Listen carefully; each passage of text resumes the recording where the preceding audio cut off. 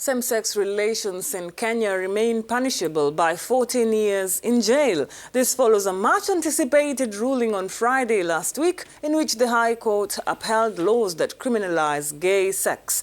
According to the three-judge bench, there was not enough evidence of discrimination against members of the LGBTQ community. They also argued that decriminalization would open the door for same-sex marriage, saying there is no scientific evidence that pointed to LGBTQ persons being born as they are. Tears flowed freely inside and outside the courtroom, but those backing the ban clapped and congratulated the judges for the ruling. Eh bien, Lynette, à l'issue de ce jugement... Well, Lynette, at the time of this judgment, several defendants of what they call the human sexual abuse case reacted on the social media. According to a tweet from Richard Bozinski, Kenya has just missed an opportunity to showcase itself like several countries in the world that have legalized same-sex marriages or still practice it. And Simon Jane also tweeted, saying, "It is a blow to Kenyan culture to decriminalize homosexual practices." He said he had asked someone the previous week what they would do if their father were gay. You just have to avoid copying everything from the West. We're joined by Dr. Nelly Bosire, an activist in the country, speaking to us from the capital, Nairobi. Dr. Nelly, thank you very much for joining us in the program. So, was this ruling expected? To be honest, it was not a surprise. I think, as I have stated before in the past, that as far as I'm concerned, there are some things that we probably as a country never needed to legislate to begin with. Now that we expressly legislated and put them in the Constitution, then it is really going to take a lot of effort to try and reverse that.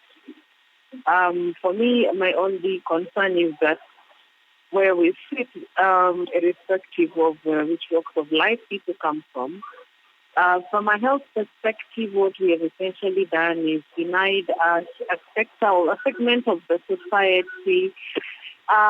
Essentially, we are curtailing their access to healthcare, in the sense that by criminalizing homosexuality, then it means that nobody is going to come freely out and say, look, I'm homosexual, and by virtue of that, I do have special health needs that require to be addressed because of the fact that we've criminalized it to begin with.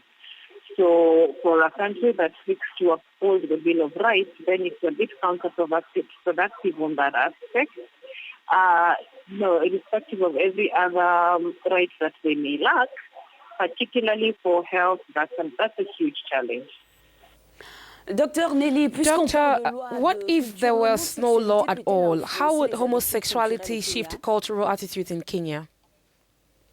I really honestly don't think it would do much, because really, I think, as I said again, there are certain things that maybe there really isn't a need to legislate them to begin with, because these are very personal choices that for as long as we're not infringing on the rights of somebody else, it doesn't make sense to want to make them a public issue.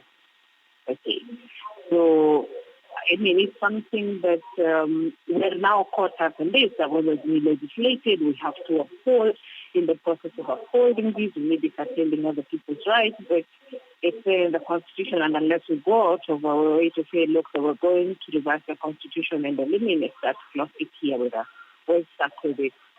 So, I mean, I honestly do not think that because where we sit, despite the fact that it's been criminalized, it hasn't stopped people from declaring the sexuality.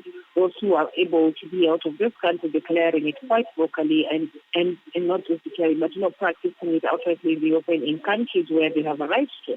But they keep, asserting this so that the people back home know. But it doesn't affect everybody else's life going on where they sit.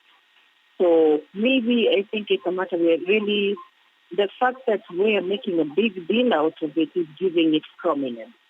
If nobody talks about it or didn't necessarily feel the need to legislate it, then it would be a non-issue.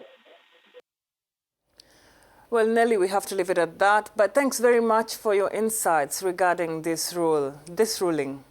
Dr. Nelly Bosire, an activist in Kenya, speaking to us about the recent High Court ruling upholding laws that criminalize